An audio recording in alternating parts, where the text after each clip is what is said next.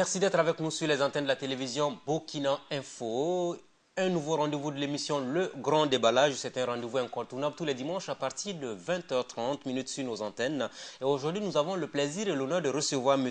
Hervé Ouattara. Il est le président du Mouvement citoyen africain pour la Renaissance. Il est par ailleurs le représentant de l'urgence panafricaniste au Burkina Faso. M. Ouattara, bonjour. Bonjour. Comment vous allez? Je veux bien. Malgré toutes les actualités autour de votre personne, vous allez bien? Ça va, on essaie de tenir le coup. Votre dernière sortie médiatique date de quand? Alors, j'avoue que je n'ai pas la date exacte comme ça. Je sais que c'est le mois passé au cimetière, bien sûr, avec deux organisations, pour rappeler un certain nombre de choses au gouvernement burkinabé par rapport à la démarche de la CODER. Voilà, surtout la démarche que la CODER a engagée auprès du président Compaoré et le retour qui a été fait, quelque part, nous a indignés. Alors on était obligé d'interpeller l'opinion nationale et nos gouvernants à plus d'égard sur ces questions-là et éviter de nous mener en bateau. Alors clairement pour vous, la CODER c'est une structure qu'il faut totalement dissoudre. Que faites-vous finalement de la liberté d'association au Burkina Faso? Alors vous savez, nous n'allons pas, je n'irai pas jusqu'à dire qu'il faut dissoudre la CODER. Je crois qu'il faut. Il y a une déclaration qui a bien été sûr, lue. ça a été, oui, bien sûr. Mais je dis, parce que c'est pas, je ne parle pas au nom de tout le monde. Voilà, donc j'ai dit que ce qu'il faudrait peut-être faire très rapidement, c'est de recadrer les choses. Il ne faut pas qu'on ait l'impression que les gens veulent enjamber les étapes. Il ne faut pas qu'on ait l'impression qu'il y a un deal autour de ces questions-là, voilà, que le peuple ignore. Donc nous voudrions que nos gouvernants et même les organisations qui ont cette volonté réellement de réconcilier les Burkinabés là respectent, j'allais dire, la justice et aussi la vérité. Parce qu'on a besoin de savoir réellement ce qui s'est passé dans notre pays. Et on a besoin aussi de savoir que justice, le droit a été dit en la matière. Et maintenant, comment résoudre le problème? Allons-y à la réconciliation maintenant. Mais lorsqu'on saute les étapes de cette façon, lorsqu'on apprend dans les coulisses que le président du Faso lui-même, ayant reçu la CODER, a émis le vœu de les accompagner jusqu'à bon terme, c'est que quelque part nous nous posons la question, étant donné... Il y a eu un démenti aussi de la présidence qui a Oui, clairement mais dit que... après que des voix se sont élevées pour dire que ce n'était pas bien ce qui est en train de se passer. Parce qu'il est le garant, j'allais dire, des droits des uns et des autres. Vous êtes d'accord avec moi? Donc il y a des gens qui sont morts. Il est le garant aujourd'hui de cette justice-là, hein, envers ces gens qui sont déjà tombés. Donc, si de ces gens d'action, si ces gens d'action s'opposent et que le gouvernement est silencieux, c'est que quelque part, il y a un deal forcément qui ne dit pas son nom. Il y a eu des démentis. Je pense qu'Ablassé Ouedraogo, lui aussi, il a réagi. Voilà. Bon, mais l'un dans l'autre, nous prenons acte de tout ce qui a été dit et nous nous sommes également retrouvés pour faire le bilan de tout ça et tirer les conséquences. Est-ce que le cimetière était le cadre idéal? On dit qu'il faut laisser les morts se reposer tranquillement et puis vous partez finalement au cimetière pour lancer ce message. Alors, vous savez, c'était juste pour dire qu'on en a marre, en fait. Depuis la prise de pouvoir du MPP, les problèmes ne font que se succéder. Les questions réelles ne sont pas posées. Et on se rend compte qu'il y a un marchandage qui s'est fait derrière le peuple après tant de sacrifices. On ne pouvait pas rester véritablement silencieux. Il fallait donner, poser une action qui puisse interpeller, j'allais dire, les consciences. En fait, que les uns et les autres comprennent que l'air est grave avec ce qui se passe. Parce que on a l'impression que nous sommes dans un fourre-tout et qu'on ne maîtrise rien.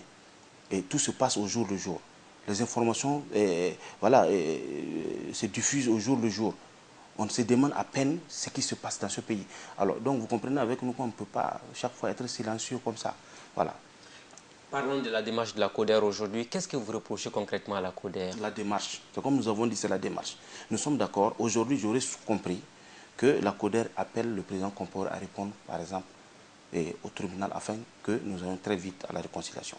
Que Blaise Compaoré se rend au Burkina Faso pour faire face à la justice burkinabé. Vous souhaitez qu'il revienne au Burkina Faso pour être jugé comme tout le monde? Mais bien sûr, c'est l'une des conditions, des pièces maîtresses, j'allais dire, de notre réconciliation. Sinon, dites-moi comment vous voulez qu'on se réconcilie avec avec des absents qui sont des grands absents, avec aujourd'hui toutes ces vérités qui sont encore cachées, qu'on ne pourrait pas. Parce que je ne vois pas comment aujourd'hui, la vérité pourrait éclater dans ce jugement-là.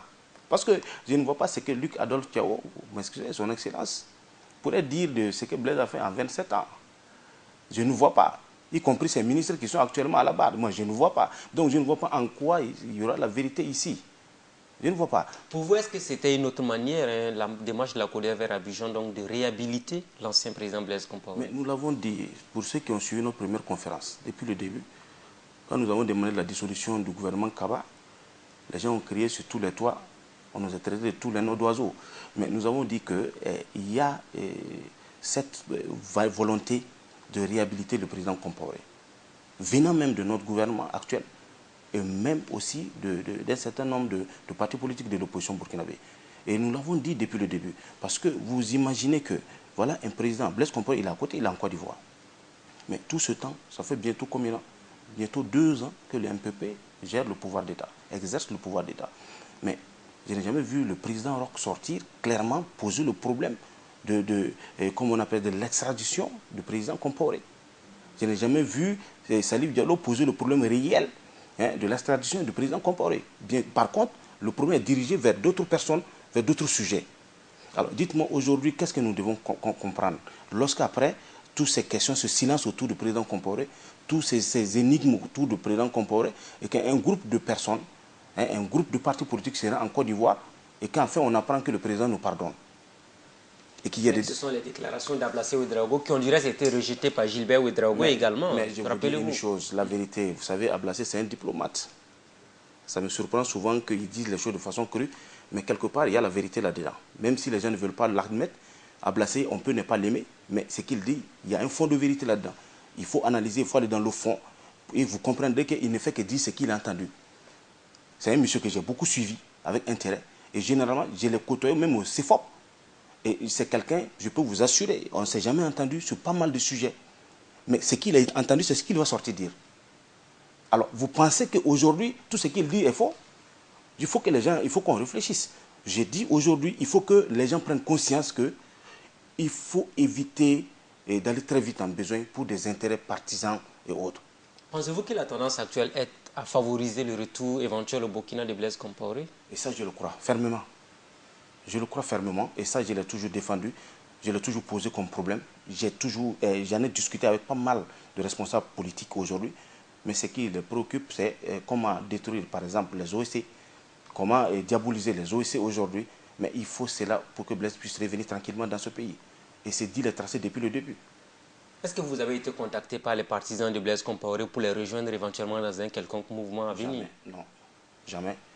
Mais je n'ai pas de problème avec quelqu'un. Pour moi, aujourd'hui, c'est une question de justice. Ce qui s'est passé hier, c'est hier.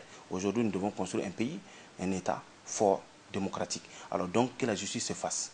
Voilà ce que nous demandons.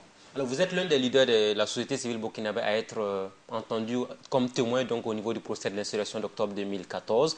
Alors, d'abord, comment la notification vous a été faite par le tribunal? Alors, d'abord, dans un premier temps, j'ai été... il faut d'abord dire que j'ai été convoqué par la gendarmerie de Paspanga, comme quoi j'avais une notification pour comparaître à témoin. Je ne sais pas comment est le terme. Voilà. Et ça, d'abord, j'ai été entendu dans un premier temps à la Haute Cour de justice. Et on vous a posé quel genre de questions au niveau de la Haute Cour de justice? Qu'est-ce qu'on vous a reproché concrètement? Alors, je préfère ne pas venir sur un certain nombre de choses ici pour l'instant, étant donné que le jugement n'est pas encore terminé. Voilà, je crois que c'est pour la manifestation de la vérité. Permettez-moi de ne pas, pour le moment, m'aventurer sur ces sujets.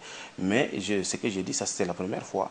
Et après, il y a une deuxième fois où c'est des huissiers qui m'ont appelé. Et ça, c'était, je devais comparaître comme, comment on appelle ça, comme si j'étais un coupable. Voilà. Coupable de quoi? Je ne sais pas.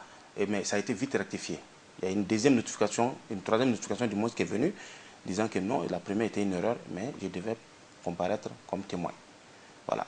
Donc j'ai pris sur moi-même voilà, d'aller aussi, comme tout le monde là-bas, pour voir aussi, d'attendre les questions qui me seront posées, pour voir comment je peux apporter autant que je peux à la manifestation de cette vérité. Pour avoir été l'un des acteurs clés de la lutte pour l'insurrection, comment vous vivez actuellement ce procès-là? Est-ce que vous avez des sentiments de satisfaction avec le déroulé ou bien vous avez la déception avec tous les reports et toutes les insuffisances constatées au niveau de la Haute Cour de justice aujourd'hui? Alors déjà, moi j'ai dit que c'est un premier pas. Hein. C'est un premier pas.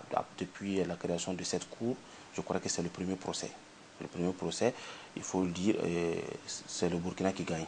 Quand bien même il y a tellement d'imperfections à l'intérieur, il faut travailler maintenant à rendre cette justice crédible. Et du moins, moi je dirais plutôt que quand on regarde l'évolution des choses aujourd'hui, à défaut de revoir réellement la forme réelle de cette justice, il faut la supprimer. Il faut la supprimer parce que... Vous pensez qu'il faut supprimer la Haute Cour de justice Mais actuellement bien au sûr, à Burkina? terme, on n'a pas le choix. Parce que moi, je ne vois pas des députés de pouvoir, de la mouvance, et aller juger des gens qui sont aujourd'hui leurs opposants. Ça pose vraiment un problème Donc la réel. composition de la Haute Cour actuellement est un problème parce La qu'on a même vu composition, des gens comme oui, mais bien sûr, la composition... Juliette Bonkoungou qui a soutenu le CDP, Maître Sankara aujourd'hui qui est de la majorité et tout C'est ce ça. que j'ai dit. Mais la composition, moi, me pose problème. Raison pour laquelle j'ai dit qu'en dehors, c'est-à-dire en dépit de réformer cette cour, de réellement lui donner un autre contenu, c'est de voir comment la supprimer pour réellement confier cette tâche à une autre juridiction plus habilitée, avec des juges compétents désignés en la matière, des juges assermentés. Voilà. Sinon, quand on voit les politiques s'inviter à la présidence d'un tribunal comme ça pour juger encore d'autres politiques, moi ça me pose fondamentalement un problème. Donc est-ce qu'on s'achemine lentement mais sûrement vers un règlement de compte politique à travers ce procès? Mais ce n'est pas à exclure. Ce n'est pas à exclure. C'est des choses qui peuvent arriver à tout moment. Parce que quand je vois aujourd'hui le président de la Haute Cour de justice, qui était, je pense, gouverneur CDP et tout, qui aujourd'hui se trouve à la présidence pour juger ses mêmes camarades qu'il a côtoyés hier, qu'il a travaillé avec hier, ah, mais attendez, ça pose réellement un problème. Ça pose réellement un problème de fond. Donc moi, je pense que tout ça, il faut revoir rapidement cette justice-là, sinon nous allons tomber dans une autre injustice. Alors vous avez les anciens membres du gouvernement Tiao avec le Premier ministre Tiao lui-même qui sont venus sans être menottés, qui sont comme des citoyens ordinaires. Est-ce que pour vous cela a un aspect pédagogique? Écoutez, moi je ne suis pas pour qu'on humilie les gens. Je ne suis pas pour qu'on rabaisse les gens. Ce n'est pas parce que nous ne sommes pas d'accord avec un certain nombre de choses qu'il faut traiter les gens comme des animaux. Ils répondent. Ils ont une dignité, il faut respecter cela. Ils ont des droits, il faut respecter cela. Et c'est à la justice de trancher. Maintenant, s'ils sont coupables, ils seront traités comme un coupable. Mais sinon, je ne suis pas de ceux qui pensent forcément que parce qu'ils sont à la barre, il faut les méloter, il faut les ridiculiser. Parce qu'autant que nous sommes tous, on peut être devant dans cette situation. Donc nous devons réfléchir. Parce que ce qu'ils vivent aujourd'hui, c'est ce qu'ils ont créé hier. C'est ce qu'ils ont créé hier, qu'ils vivent aujourd'hui. Donc ça fait que souvent on ne peut pas les plaindre non plus parce qu'ils sont eux-mêmes l'artisan de ce qui s'est passé hier. Mais nous, avec la lutte que nous avons menée, la lutte pour la liberté, pour plus de liberté et pour plus de démocratie, nous ne devons pas aujourd'hui être comme eux. Ça veut dire qu'en accompagnant cette bêtise-là, en acceptant cette bêtise, en acceptant que des Burkinabés humilient des Burkinabés, que des Burkinabés rabaissent des Burkinabés. Donc moi je ne m'inscris pas dans cette dynamique, raison pour laquelle j'estime qu'aujourd'hui, il est plus que jamais important que nous allons vers une dynamique où réellement les droits seront réellement respectés au Burkina. Est-ce qu'en voyant les anciens membres de ce gouvernement-là, vous vous êtes dit on aurait pu éviter cette situation? Vous avez eu de la peine pour certains d'entre eux, honnêtement? La peine, non. La peine, non, parce que je pense qu'ils payent aujourd'hui ce qu'ils ont posé comme action hier. Je crois que tout homme, c'est ainsi fait. Alors, si aujourd'hui vous réagissez mal, vous vous donnez à des comportements ou à des actes condamnables, il faut vous attendre que demain vous puissiez répondre. On n'a pas besoin de vous plaindre pour ça. Moi, par contre, je dis qu'il faut très vite aller à ce jugement. Parce que les gens attendent réellement le résultat de ce jugement. Parce que de ce jugement aussi dépendra de la stabilité même de notre pays. Parce qu'il faut faire très attention. Ce jugement peut être réellement la porte ouverte d'une instabilité jamais vue dans ce pays. Il faut... Vous avez des inquiétudes à ce niveau-là? Bien sûr, ça je l'ai... Alors quels sont les fondements de ces inquiétudes que vous nourrissez en vous actuellement? Alors vous savez, à l'heure actuelle, le Burkina Faso, nous sommes très divisés, même si on ne veut pas l'admettre. Ah ben donc vous êtes en train de rejoindre la CODEC qui parle de réconciliation. Oui, mais c'est ce Division et que réconciliation, oui, ce mais sont des termes qui pourquoi nous sommes s'accompagnent. divisés? Pourquoi nous sommes divisés? Parce qu'il y a des gens aujourd'hui qui ont leurs familles qui sont morts. Ils attendent qu'il y ait justice. Et qui voient aujourd'hui ceux qui ont tué hier tourner dans la ville. Parce qu'ils n'ont pas de liberté provisoire. Alors j'ai dit, nous devons aller très vite dans ce jugement pour que les uns et les autres soient apaisés. De par le passé, j'ai dit dans mon intervention qu'il fallait la justice et la vérité. La vérité, justice. Donc je m'inscris toujours dans cette dynamique. Il faut que nous allons très vite dans ce jugement. Il faut que la vérité soit dite et que, enfin, les uns et les autres comprennent réellement ce qui est arrivé à leurs enfants et la sanction qui en découle. Alors, vous avez l'avocat de l'ancien président Blaise Compaoré qui a tenu des propos que beaucoup ont qualifiés de déplacés. Il a même remis en cause tout un système judiciaire burkinabé. Est-ce que vous qui avez entendu ces propos, vous qui l'avez même vu au tribunal, vous avez été un peu choqué par les propos qu'il a eu à tenir? Alors, vous savez, je pense que moi, à la place même du président La haute cour de de la justice, haute là? cour, je ne le refusais même l'accès. Ah Définitivement. oui. Mais c'est parce que aussi nous avons, comme je l'ai dit, une justice dont on arrive à cerner difficilement. Une justice dont nous-mêmes ne comprenons pas le fonctionnement. Peut-être que c'est parce que ce n'est pas assez bien expliqué. Sinon, l'appareil qui se passe aujourd'hui au tribunal, c'est dû au fait également que c'est une pareille que nous avons héritée depuis le départ, le passé. Donc, il faut plus de sérieux dans les choses. Et il faudrait que chacun joue son rôle. Alors, parlant toujours de ce jugement-là, on a l'impression qu'il y a une certaine pression sur la haute cour pour qu'on fasse une justice spectacle. Est-ce qu'on ne va pas condamner des gens, même s'ils ne sont pas coupables, tel que ça se présente? Parce que vous avez parlé des familles qui ont été endeuillées, des insurgés qui attendent toujours que justice leur soit rendue. Alors, je ne pourrais le dire, mais tout laisse à croire qu'il ne faut pas attendre grand-chose de ce jugement. Voilà, parce qu'il y a des voix plus autorisées qui ont fait des analyses quand même.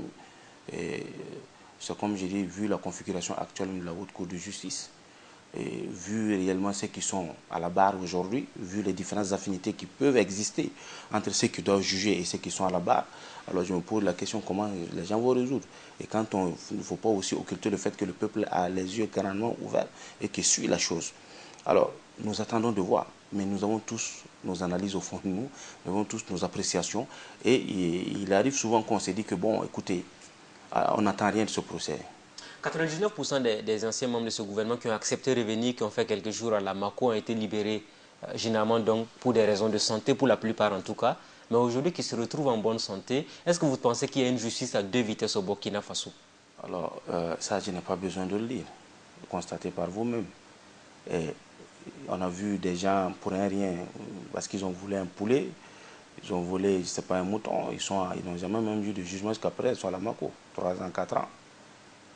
Il y a des gens qui ont tué des Burkinabés parce qu'ils sont malades.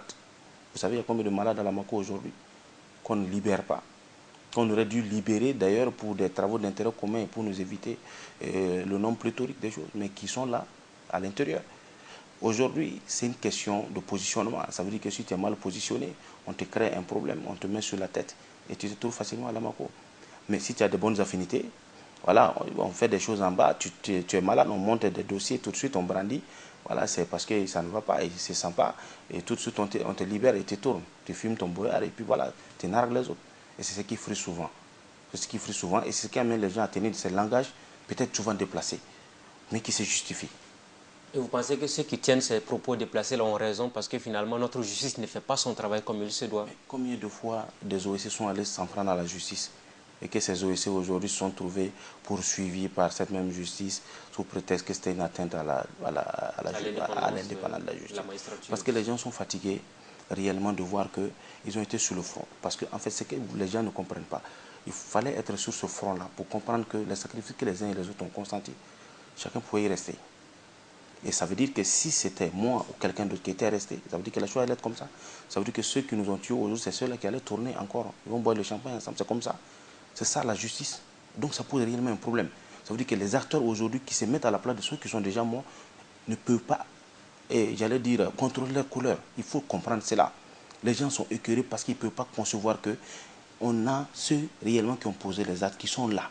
On attend seulement une justice, j'allais dire, sincère, une justice véritable pour que enfin on puisse savoir qu'est-ce qui s'est réellement passé. Parce que ça aussi, de cela dépendra la paix des cœurs.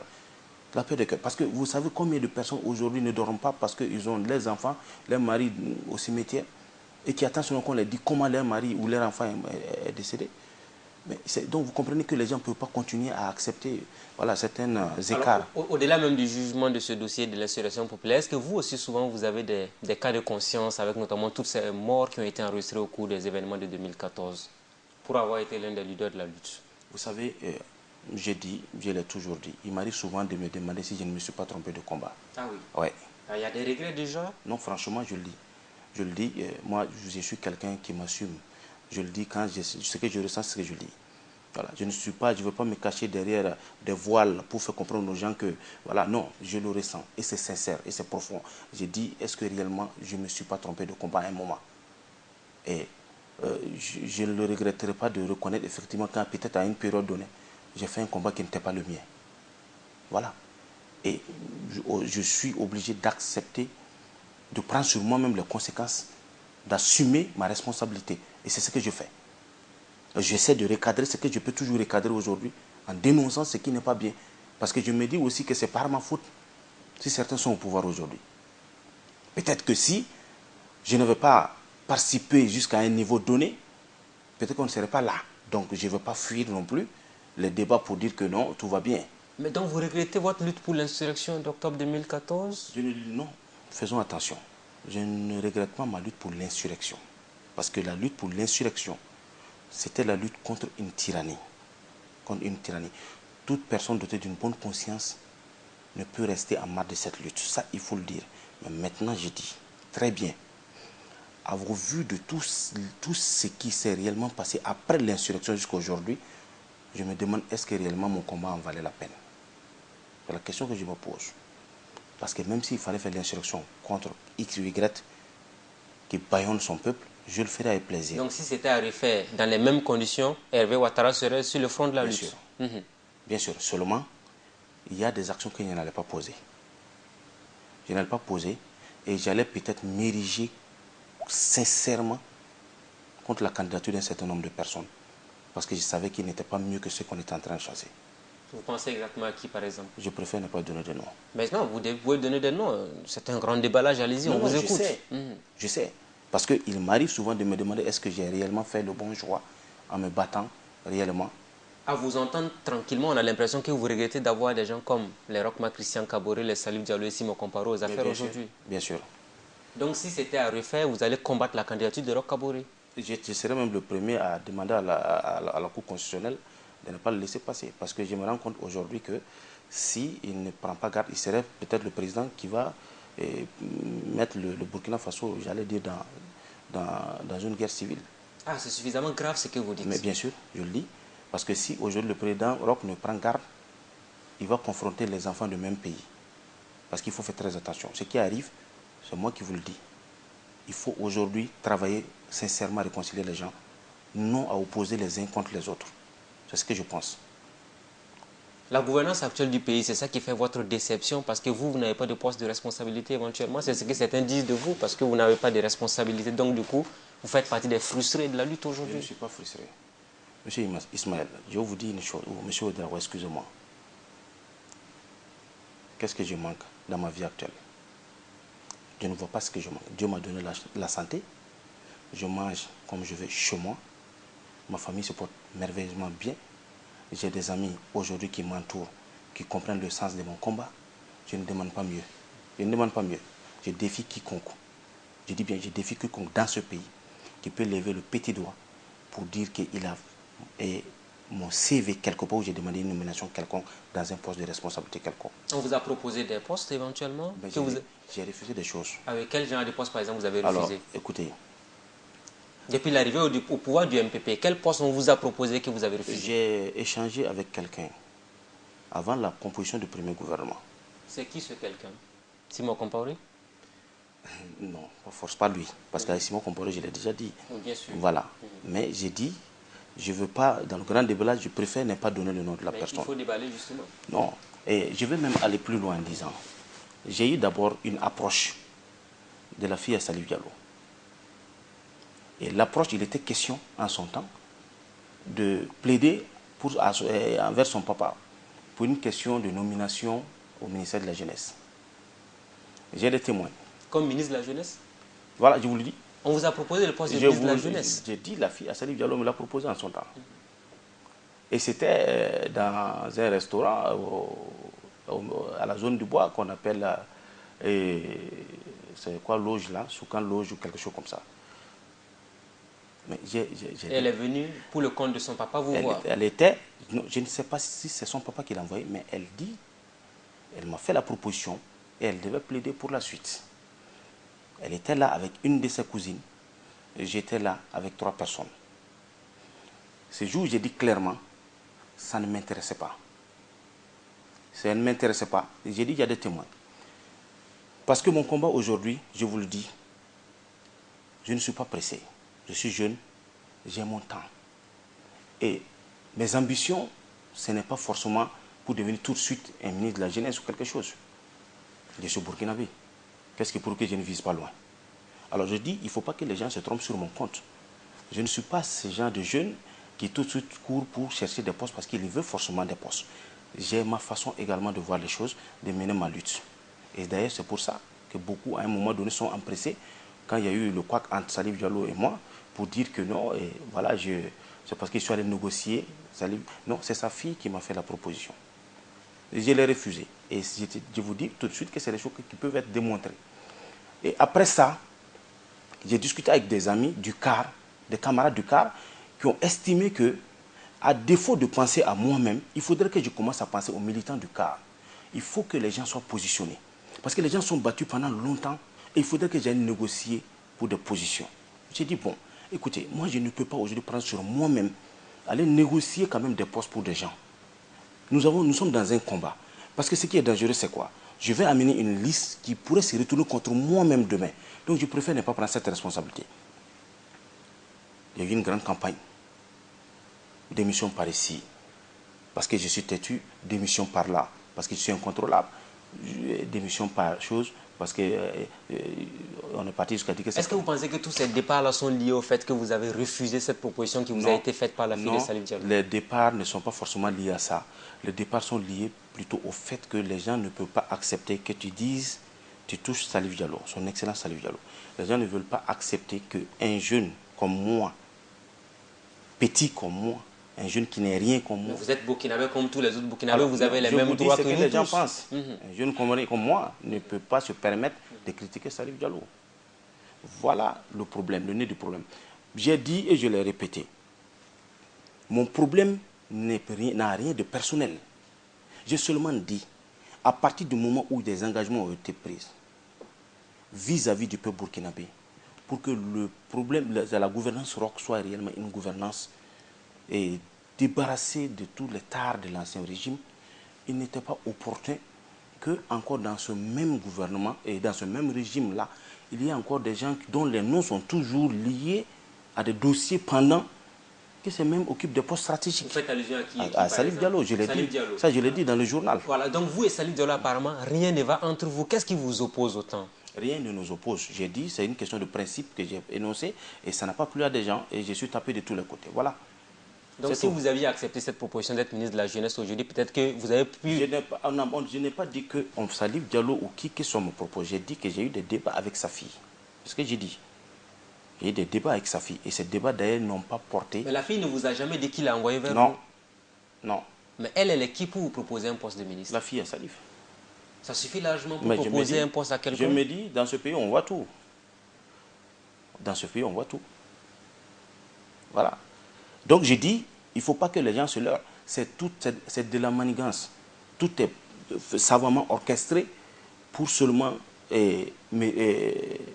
comment dirais-je, détruire mon image. Parce qu'on estime aujourd'hui que c'est eux qui ont créé le CAR.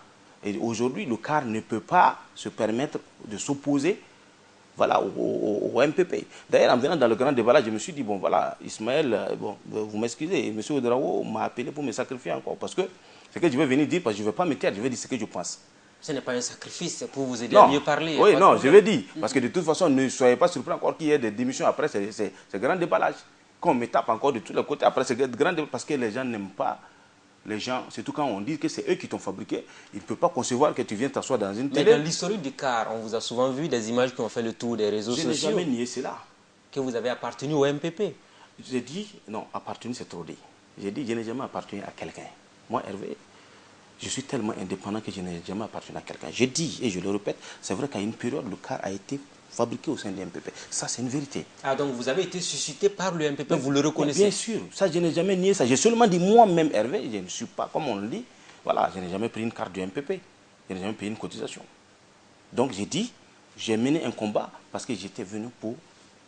Alors, est-ce que vous êtes prêt à dire toute la vérité au cours de cette émission? Si oui, combien le MPP vous a donné quand vous avez mené ce combat contre pour l'insurrection d'octobre 2020? Je ne saurais vous le dire. Mais ils vous ont donné beaucoup d'argent? Mais attendez, quand on se battait, vous pensez que quoi? Je vais me battre comment?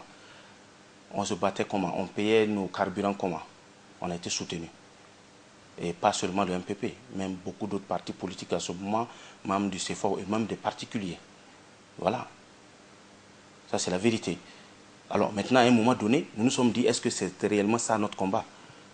Parce que le CAR, comme selon certains membres du MPP, il fallait le dissoudre parce que collectif anti-référendum, Blaise Compaoré parti, donc le CAR ne devait plus exister. Il fallait que les gens rejoignent les rangs du MPP. Et c'est à partir de là que vos divergences ont commencé, parce que là, vos divergences sont clairement... Là-bas, j'ai dit non, le CAR devait changer de dénomination et même de fusil d'épaule. Nous ne sommes pas une organisation qui doit forcément continuer sur cette voie. Parce que nous devons prendre conscience de notre rôle, qui est d'ailleurs très important dans cette société actuelle. Nous avons fait un travail que j'estime formidable, même si à un moment donné, il y a des petits regrets qui sortent. Mais nous devons aussi savoir que les bêtises d'hier, nous devons travailler à les recadrer aujourd'hui. Nous ne devons pas persévérer dans cette bêtise. Raison pour laquelle nous sommes allés en congrès et nous avons changé de nom, Citoyens africains pour la Renaissance, pour montrer réellement l'étendue de notre vision, l'étendue de nos objectifs actuels. Et ça, toute objectivité, souvent que nous posons le débat. Nous n'avons jamais dit, nous n'avons jamais commandé quoi que ce soit, qui que ce soit. Nous posons le débat sereinement. Lorsqu'on estime effectivement qu'il y a un problème qui se pose dans le pays, nous le posons. C'est vrai que nous sommes aujourd'hui jugés à tort ou à raison, mais de toutes les façons, nous sommes en harmonie avec nous-mêmes, parce que nous estimons que nous sommes sur une voie que nous avons choisie librement au cours d'un congrès à Jean-Pierre Gengane. Donc il n'y a pas de raison qu'on s'excite pour ça. Donc vous, politiquement parlant, personne ne peut vous manipuler, quoi qu'il arrive, quel que soit ce que la personne... Oui. Je vous dis une chose aujourd'hui, et je vous le répète. Là où je suis, tant que ma main peut atteindre le ciel, la lune, je me donnerai les moyens de l'atteindre. Je ne suis pas né pour servir les autres. Je ne suis pas né pour dépendre des autres. J'ai moi-même aussi cette possibilité de m'essayer un jour en politique et d'occuper les mêmes fonctions que ceux qui les occupent aujourd'hui. Donc je ne vois pas en quoi je dois être ce jeune qui doit forcément se coucher devant la porte des responsables politiques pour demander quoi que ce soit. Je vous le dis, je ne suis pas manipulable. Ça, je vous le dis. Je dis ce que je pense. Et si je viens te demander quelque chose demain, tu refuses de me donner, je prends acte, je m'en vais. Mais je n'ai pas volé. Donc clairement, on a l'impression que vous êtes sur le chemin de la création des partis politiques, parce que les ambitions sont affichées. Je n'ai jamais dit ça. J'ai seulement dit... Vous ne lui pas dit arriver un jour. Je suis burkinabé. C'est tout à fait normal. Alors, parlons toujours de vos relations avec Salif Diallo. Pour vous, aujourd'hui, il doit être poursuivi sur quel dossier? Alors, j'ai vu que le procureur du FASO, du tribunal près, comme on appelle le terme encore, excusez-moi, a poursuivi Canis. Tout simplement. Voilà, parce qu'il y a eu des dires dans une presse de la place. Il y a eu combien de dires sur Salif Diallo? Sur le dossier d'Abou Boukari, sur bien d'autres dossiers. Mais pourquoi jusqu'à présent on ne le poursuit pas? Parce qu'il y a des choses qui ont été dites dans la presse. Moi je veux comprendre. En fait, c'est ces questions que moi je pose. Il y a plein aujourd'hui de responsables haut placés. Vous allez en faire votre combat désormais aussi? Mais je l'ai toujours fait. Je l'ai toujours fait. Seulement je suis incompris. Peut-être que je passe mal le message. Sinon je l'ai toujours fait. J'ai toujours posé le problème. Et à un moment, j'ai eu des aînés qui m'ont appelé, me dit, bon Hervé, range-toi un peu, calme-toi, ou cherche un coin, tu pars te reposer, en attendant que les choses se calment. J'ai dit non, le Burkina c'est chez moi. Et c'est même, on diffusait partout que je cherche une porte de sortie parce que je vais fuir pour aller exil politique ou machin, comment ils ont appelé. J'ai dit, moi je ne fuis jamais mon pays. De toute façon, je me suis battu pour ce pays. Personne ne peut m'amener à fuir ce pays. Personne. Je suis ici et j'assume ce que je dois assumer. Et moi j'avance. Si demain je dois répondre à une justice, je vais le répondre. Je vais lui répondre à cette justice. Mais personne ne peut me faire fuir ce pays. Donc je suis là. Si quelque chose ne va pas, je le dirai. Donc vous avez demandé à Simon Compaoré une possibilité d'aller à l'étranger pour votre formation? Je l'ai fait parce qu'il me l'a demandé. Quand je suis allé, il a dit qu'il ne savait pas que j'étais dans son ministère. Et il m'a demandé où je voudrais aller. Je lui ai dit que je voulais continuer mes études. Il m'a dit d'aller voir le président. Ma seule démarche a été là-bas. Vous n'avez pas été voir le président? J'ai été voir le président. J'ai été voir le président et j'ai dit au président réellement ce que les échanges qui ont lieu avec Simon Compaoré. Voilà. Est-ce que le président vous avait promis effectivement de faciliter votre départ pour des études à l'étranger? Il n'avait pas trouvé d'inconvénient. Mais ça fait 2 ans qu'il est aux affaires, presque 2 ans maintenant, mais rien n'a bougé. Mais bien sûr, donc ça veut dire ce que ça veut dire. Donc je prends acte, je continue mon combat comme je le fais. Alors parlant à présent donc de la gouvernance actuelle, est-ce que vous êtes déçu de la gestion actuelle du pays par le président Roch Kaboré et son gouvernement et Paul Kapatiéba? Mais je l'ai dit ici, oui, bien sûr. Je le dis et je le répète. Ça, mais on n'a pas besoin, même si un aveugle, c'est ça. Vous m'excusez, sans vouloir manquer de respect aux aveugles, parce qu'on voit. On n'a pas besoin de dire que ça ne va pas. La cohésion sociale, il y a un sérieux problème. Et il y a des problèmes réels avec les syndicats aujourd'hui. Il y a des problèmes réels avec les corps habillés, de façon générale. Il y a des problèmes réels même au sein des partis politiques et choses. Aujourd'hui, quand vous prenez les OSC, montrez-moi une OSC qui peut sortir et qu'on n'a pas quelque chose à dire sur elle. Parce qu'ils ont travaillé à cela. Les partis politiques, vous voyez aujourd'hui, comme on appelle ça, ce regroupement incestueux qui est là, qui pose problème à tous égards. Finalement, c'est le boulevard qui est là. Et qu'est-ce qu'on voit? C'est le voyage du président par ici, le voyage du président par là. On suppose que c'est pour le bien du pays. Mais il faut que ce soit très vite parce que le panier de la ménagère n'attend pas. Les gens sont fatigués, les gens ont faim, les gens n'ont pas d'eau. L'électricité, c'est chaque jour, ça se coupe. Et ça grille vos appareils. Les gens ne travaillent pas à longueur de journée. Les commerçants ont des problèmes pour payer leurs taxes et autres. Et même ça, on les arrête aussi de gauche à droite. Ça devient des problèmes. Ça ne va pas là. Dites-moi où ça va. Mais ce n'est pas une façon aussi de peindre tout en noir. En 2 ans, peut-être des choses ont été faites. Mais ce n'est pas assez. Parce qu'il y a des engagements qui ont été pris. Mais selon vous, qu'est-ce qui bloque, qu'est-ce qui grippe aujourd'hui la gouvernance du président Roch Kaboré? Honnêtement, je ne sais pas. Parce que moi, j'aimerais savoir. J'aimerais savoir parce que, honnêtement, pour moi, quand le président s'est positionné, je l'ai vu comme étant celui qui est en mesure réellement de gérer ce Burkina post-insurrectionnel. Vous l'avez voté? Ça, je ne veux pas le dire. C'était je sais pas si c'était en 2015, mais bon, vous aurez pu le dire. Non, ça, je ne veux pas venir sur ça. Je dis, d'abord, les engagements qui ont été pris, sa tempérance. Les gens se sont dit, il pourrait réconcilier les deux bouts. Mais après, recul, je me dis, aujourd'hui, j'ai suivi un film. Dans le film, il y avait un monsieur, en réalité, qui s'entendait avec tout le monde. Mais à la fin du film, il s'avérait que c'est le monsieur qui était, en réalité, le problème même que tout le monde vivait dans le film. J'ai essayé de ramener ce film un peu sur le Burkina Faso pour me demander, est-ce que réellement le problème de notre pays n'est pas dû à celui qui est le bon? Celui que tout le monde apprécie et aime, celui que tout le monde trouve tempérant, celui que tout le monde trouve conciliant. Vous voulez un président fort, un président qui tape du poing sur la table? C'est ce que vous souhaitez? Mais ça, ce pays en a besoin. Ce pays, le Burkina post-insurrectionnel, a besoin d'un président capable de montrer qu'il a du poing, capable de montrer qu'il sait gérer son pays avec autorité, qu'il sait gérer son pays également avec management. Mais lorsque, par exemple, on prend un pouvoir, on a l'impression que l'incivisme devient grandissant. On trouve que c'est à la justice de réguler les choses. La justice tâtonne aussi de son côté. Après, on voit qu'on libère des prisonniers qui ont été hier des assassins. Peut-être c'est le droit, mais il faut expliquer au peuple. Ce n'est pas fait. On circule. Le président, tout ce qu'il dit, il y a la séparation des pouvoirs. Mais dans le fond, ce n'est pas la seule chose. Et les syndicats qui sont dehors, et tout récemment, on apprend qu'il y a une loi liberticide qui est en gestation. Alors, mais j'ai dit, s'il y avait ce genre de comportement, ils ne seront pas au pouvoir. Ils ne seront même pas eux-mêmes au pouvoir. Il faut faire attention. Et c'est pourquoi j'ai dit que j'interpelle réellement le président Roch aujourd'hui à plus de détermination et, j'allais dire, de dialogue avec les syndicats. Non, il a encore une porte de sortie, le président Kaboré. Bien sûr. C'est le peuple qui l'a voté. Je pense que s'il décide, le peuple peut toujours l'écouter.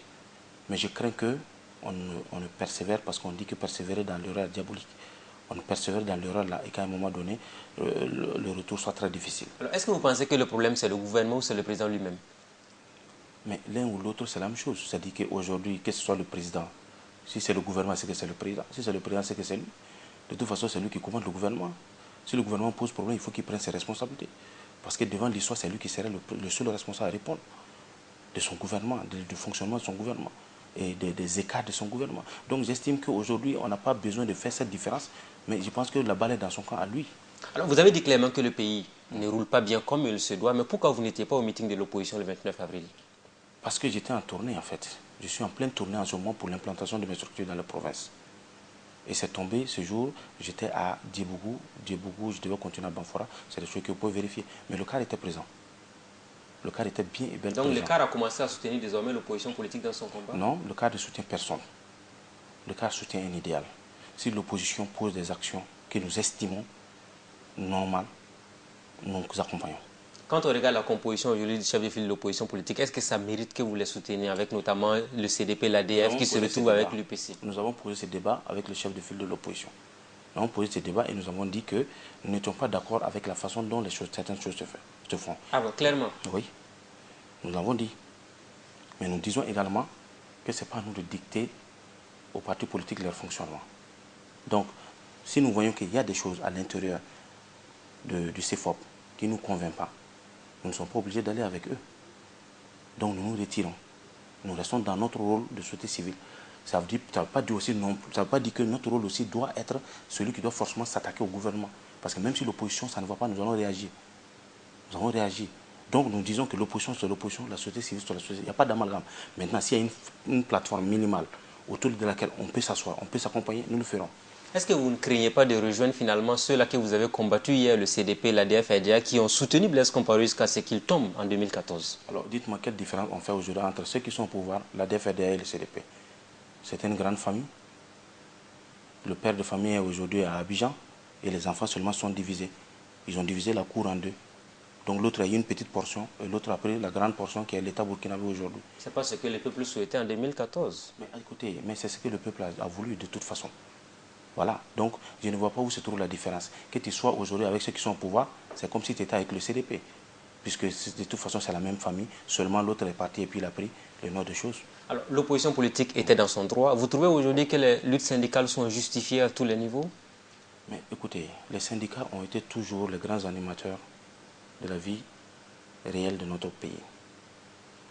En 1946, pour ceux qui se rappellent, les syndicats se sont associés au RDA pour l'indépendance véritable de notre pays. En 1966, c'est les mêmes syndicats qui sont levés aujourd'hui pour dire non à la vie chère et haute dans notre pays et débarquer Maurice Yamiewo pour le bonheur du peuple burkinabé. Et c'est les mêmes syndicats qui se sont levés pour dire non et à la forfaiture de Gilbert Diendéré. Alors, c'est ces mêmes syndicats, je veux dire, par leur mobilisation qui ont permis aujourd'hui à MPP d'être au pouvoir. Alors comment vous voulez aujourd'hui que quelqu'un qui est doté réellement d'un bon sens dise que ces luttes qu'il mène aujourd'hui, c'est les luttes liberticides? Il faut se poser des questions. Pourquoi les syndicats sortent aujourd'hui? Il y a des promesses qui ont été faites. Des engagements ont été pris. Des partis politiques ont fait comprendre aux syndicats, si nous prenons, voilà ce que nous allons faire. Les syndicats ont pris le soin sur eux-mêmes d'aller vers les partis politiques pour dire, voici nos plateformes. Si vous passez, qu'est-ce que vous faites? Ils ont dit, on peut régler. Si nous venons au pouvoir, on peut régler. Alors, pour les syndicats aujourd'hui, le président Kaboré est très bien placé pour comprendre le problème réel des syndicats. Parce qu'il était, jusqu'à ce que Blaise tombe président de l'Assemblée, remplacé par Souvalo. Donc, il est mieux placé avec Salif Diallo pour comprendre les problèmes profonds des peuples burkinabés. Donc, il y a quoi dans la plateforme des syndicats qui échappe au régime actuel? C'est des promesses, c'est des engagements. Maintenant, les syndicats ne demandent seulement que les promesses n'ont pas été respectées. Je peux comprendre, personnellement, que le gouvernement aujourd'hui dise que nous avons le dos au mur parce que les finances ne sont pas au beau fixe. Mais il faut avoir aussi le courage de discuter sincèrement avec ces syndicats parce que c'est des humains et c'est des Burkinabés. Donc vous pensez qu'il faut un dialogue direct entre le président et les organisations syndicales? Il n'a pas le choix à ce stade actuel. Il n'a même pas le choix à ce stade actuel parce que sinon, vous verrez ce que ça donnera. Est-ce que vous pensez que, tel que la tendance se déroule actuellement, on est dans une nouvelle dynamique d'insurrection au Burkina? Rien à exclure. Même si aujourd'hui, certains se plaisent et se complaisent dans leur salon à dire qu'il ne peut plus avoir d'insurrection. Oui, peut-être sous une autre forme. Mais rien à exclure. Rien à exclure. Parce que ce qui est arrivé hier peut toujours arriver aujourd'hui. Donc le président doit arrêter d'écouter les griots qui sont autour de lui. Il a intérêt. Il a intérêt. Alors parlons de vous, parce qu'il ne reste plus beaucoup de temps. On sait que depuis l'insurrection d'octobre 2014, vous avez subi beaucoup de difficultés. Lors d'une sortie médiatique de Raouf Bahiri, qui était l'un de vos anciens collaborateurs, il vous a accusé clairement de faire des chantages sur des opérateurs économiques et puis également d'enrichissement illicite. Le procureur de façon avait souhaité que la gendarmerie ouvre une enquête vous concernant. Où en êtes-vous avec la procédure aujourd'hui? Est-ce que vous avez été auditionné? Des investigations sont venues sur vous? Je vous dis, je ne suis au courant de rien. D'ailleurs, non, je vous dis, je ne suis au courant de rien. La seule chose que je sais, c'est que quand j'ai appris, et ça, c'est par le journal, là, j'ai oublié encore le nom du journal, quelqu'un m'a appelé pour me dire, non, bon, voilà, il paraît qu'il y a le procureur qui a demandé quoi, machin, bon, voilà. À la gendarmerie, À la gendarmerie, une enquête. J'ai saisi mon avocat, on a cherché le journal, on a lu effectivement, c'est dans le journal. C'est nous-mêmes qui sommes allés à la gendarmerie de Paspanga, aller trouver le CB, M. Savadogo, je crois, l'adjudant-chef Savadogo. Et nous lui avons demandé, ah, nous avons vu ça. Et il a dit effectivement, il y a eu un choix transmis, voilà, du procureur par rapport à la question. On dit, ok, on a pris acte. Et puis on attendait la suite. Mais est-ce que ce que Raouf a dit, c'est archi faux? Écoutez, j'ai dit, de par ma nature, on peut me traiter de tous les noms, sauf d'escroc, et sauf ce qu'on me reproche aujourd'hui. C'est d'autres OSC qui l'ont fait. Ah oui? C'est d'autres OSC qui l'ont fait. Et ces OSC se connaissent. Et ceux-mêmes qui m'accusent aujourd'hui connaissent ces OSC. Ah, vous pensez qu'il y a des OSC qui ont chanté des opérateurs économiques dans ce pays? Écoutez, pourquoi ils n'ont pas élargi l'enquête à toutes les OSC? Qu'on le fasse, on verra la vérité. Personnellement, moi, Hervé Ouattara, je n'ai jamais été devant un opérateur économique lui dire quoi que ce soit, pour quoi que ce soit. J'ai des amis. Donc, aucun opérateur économique ne peut lever le petit doigt pour dire que vous êtes venu le chanter ou qu'il vous a remis de l'argent. Mon accusation, ça fait bientôt 1 an. Pourquoi ces opérateurs ne sont pas allés se plaindre? Pourquoi c'est Bahiri Raouf qui était membre du CAR qui sort et qui parle? Et demander à Bahiri Raouf comment réellement s'est organisé sa conférence de presse. Comment réellement il a reçu les fonds pour organiser cette conférence de presse. Demandez-lui. Il y a des journalistes qui ont mené des enquêtes, qui sont allés voir Edi Komboibo pour demander à Edi Komboibo qu'il paraît que vous avez remis 10 millions à Hervé Ouattara. J'ai appelé moi-même Edi Komboibo. Je lui ai dit, mes grands frères, moi je n'ai pas de problème avec vous. Mais comment se fait-il qu'on dit que vous m'avez remis 10 millions et puis vous ne réagissez pas? Il a ri, on a ri, et puis il dit non, de ne pas écouter qu'il y a même un journaliste de Omega qui est venu lui demander, lui il a dit non, écoutez, est-ce que 10 millions on prend comme ça, on donne à quelqu'un facilement? J'ai dit, mais vous leur dites ça sur les chaînes. Il a dit que lui, il a démenti ça, il a dit à Omega de rectifier, mais Omega n'a pas rectifié. J'ai dit, mais ça, ce n'est pas un problème pour moi. Et puis on a même dit que vous avez rencontré même Djengere aussi, oui, dans la même dynamique. J'ai rencontré Djengere. Il est vivant. Je vous dis, il est vivant. Je pense que les mêmes journalistes sont allés voir Djengere. Je n'ai jamais pris ou discuté avec Djengere, même d'une somme ou de quoi que ce soit. Donc vous l'avez rencontré? Bien sûr. Le 3 février, je l'ai rencontré à Laïko. J'étais le premier à alerter les autorités parce que j'ai vu Djengere avec les Touaregs en Sardine, mais c'est quoi là, à Laïko? C'est moi qui ai informé certaines autorités pour dire, ah, je viens de le rencontrer, voici la situation. J'ai rendu compte. Après ça, dans la même nuit, j'ai été appelé par une autorité pour me dire qu'en réalité, le général Djengere avait besoin de notre caution parce qu'il tient à revenir, mais sous une autre forme. Ça, c'est ce qui m'a été dit.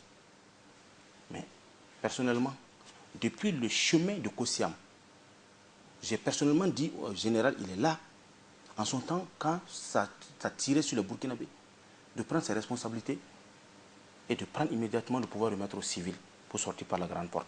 Il est là. Vous pouvez le demander. Le 3 février également, je suis sorti d'une salle de formation avec la CENI et j'étais avec lui et nous avons échangé sur la situation. Je lui ai demandé comment il se porte actuellement après tous ces événements. Parce que j'avais envie de comprendre, il n'est plus l'homme fort. Quelle sensation il a. Mais notre discussion n'a pas dépassé 5 minutes. Mais demandez-lui, des gens sont à nous voir. Si un jour, j'ai même su qu'il empoche l'argent, moi je m'en fous de ça. Aucun, je dis bien aucun parti politique, responsable politique, ne peut dire qu'il m'a déjà vu chez lui lui parler de soutien. J'ai dit, il n'y en a pas, je défie, il n'y a pas ces responsables politiques. Il n'y a pas cet opérateur économique qui peut dire qu'il m'a vu chez lui à la maison ou dans son bureau pour dire que je suis venu, si tu ne me donnes pas l'argent, on va faire ceci. Ça, ce n'est pas mon genre. Pour ceux qui me connaissent, je suis très fier de moi-même. Je suis du sud-ouest. Pour ceux qui savent, nous sommes très fiers de nous. Et cette fierté, je l'ai même demain. Vous êtes d'abord burkinabé avant d'être du sud-ouest, ça c'est important. Je suis d'accord. Mais je revendique également cette culture que j'ai qui fait de moi un homme plein aujourd'hui. Donc, je dis et je le répète, il n'y a pas ce type. Donc ce sont de grossiers mensonges qui ont été orchestrés de toutes pièces contre vous pour vous affaiblir. Mais bien sûr. Mais pourquoi vous ne portez pas plainte contre Raouf Bahiré pour... La première des choses, je vais vous dire pourquoi. Parce qu'à un moment donné, je suis allé voir l'avocat Batibier, je crois, qui m'a dit, petit frère, je ne vais pas te mentir, si tu dois attaquer Bahiré, tu dois attaquer toutes les presses qui ont diffusé l'information. Alors, je ne me voyais pas en homme public aujourd'hui jouer ce jeu-là. Voilà pourquoi, avec les conseils de mon avocat, j'ai préféré laisser la chose, être la raillerie et le lynchage des gens. Et je vais même vous dire une chose, M. Drao. Quand les choses ont commencé, même mes enfants n'ont pas été épargnés. Imaginez-vous que même mon premier fils qui partait à l'école a été interpellé par des jeunes qui lui disent « Ton papa, là, votre malin, là, vous allez voir, ton papa fait la prison, vous allez voir ici. » Ah oui. Non, je vous dis quelque chose. Le petit, il revient et me dit « Mais papa, qu'est-ce qui se passe? Les gens, on me dit dehors que vous êtes là, Hervé Ouattara, vous allez voir ici. Qu'est-ce qui se passe? Qu'est-ce qui est lié avec l'histoire de tonton Zida là? » Voilà ce que mon fils m'a demandé. Parce que c'est la rumeur qu'on a balancée partout. Zida a fait ça, Zida a fait ça, Zida a fait ça. Après, le petit lui-même me dit « Papa, il ne faut pas les écouter parce que dans le fond, ils sont jaloux de toi. » Je te jure. Même votre mariage a fait l'objet de beaucoup de polémiques, on se rappelle en son temps et tout ça, oui. Mais bien sûr. Mais écoutez, vous voulez que je fasse quoi? Je ne dois pas me marier.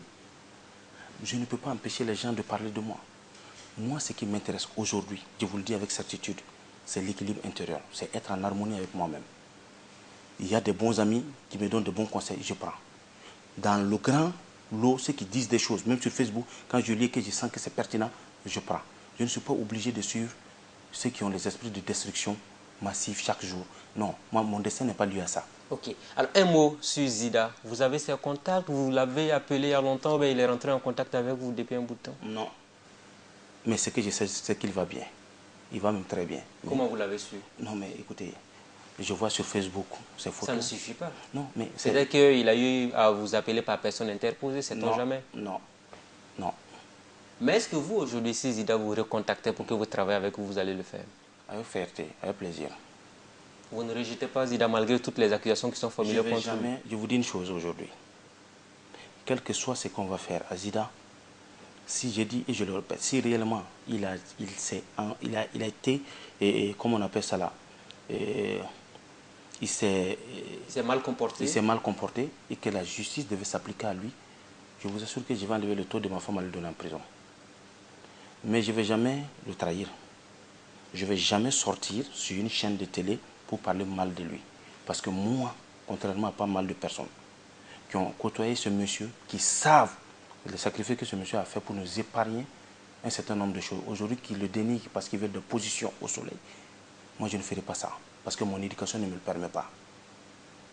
Alors donc je vous le dis clairement, si des gens attendent que je fasse ça, alors c'est qu'ils me connaissent très mal. Zida sera toujours votre ami?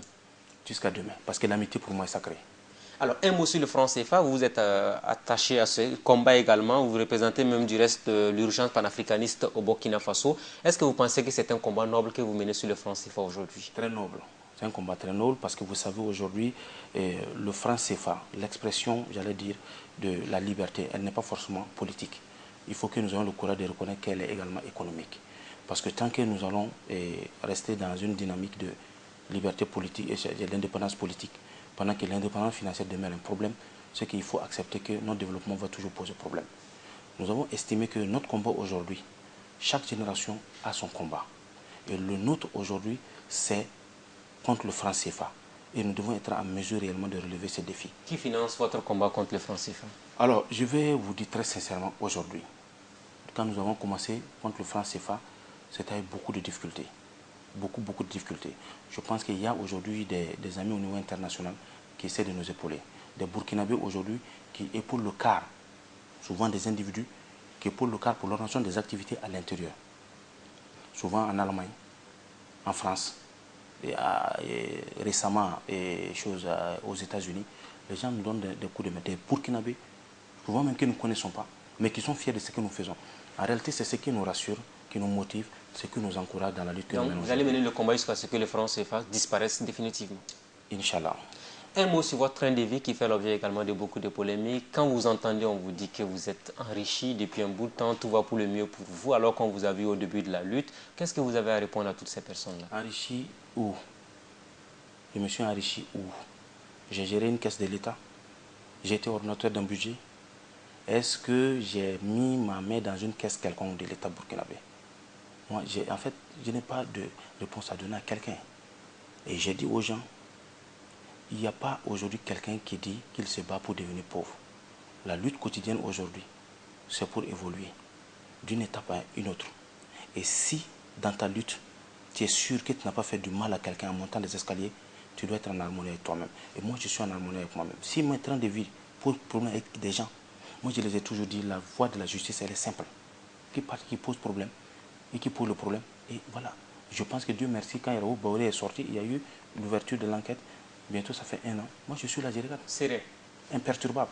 Un mot, peut-être à l'endroit de vos détracteurs, nous sommes pratiquement à la fin de cet entretien. Chaque fois quand on vous critique, quand on vous vilipende et tout ça, après avoir mené un combat aussi immense et noble à la fois, qu'est-ce que vous avez à dire à ces détracteurs-là? Que Dieu leur donne longue vie pour qu'ils me voient chaque jour. C'est tout. Parce que de toutes les façons, je crois que ce qu'ils font ne fait que me grandir. Ça me donne la force chaque jour. Ça montre que réellement j'ai du potentiel. Je suis important. Et si je peux troubler le sommeil de pas mal de gens, moi ça me rassure. Optimiste pour le Burkina Faso? Sincèrement. Parce que je pense que c'est nous la relève. C'est nous la relève. Et nous devons prendre conscience de cela pendant qu'il est temps. Le Macron du Burkina Faso? Je n'irai pas jusqu'à dire ça. Je pense que chaque peuple a son histoire. Mais vous avez l'ambition. Laissons le temps faire. On s'arrête là pour aujourd'hui. Merci à vous. Je vous en prie. Merci à vous. Aux téléspectateurs de Burkina Info, merci à tous de nous avoir suivis. C'était Hervé Ouattara, président du mouvement citoyen africain pour la Renaissance, représentant de l'urgence panafricaniste au Burkina Faso. C'est la première fois qu'il passe sur le plateau de l'émission Le Grand Déballage. En tout cas, moi, je vous remercie parce qu'on a eu beaucoup d'entretiens depuis 2014 jusqu'à aujourd'hui. Et au plaisir de vous revoir sur le plateau de Burkina Info. Merci. Très bonne suite de programme à tous et à toutes et à très vite sur nos antennes. Bonsoir.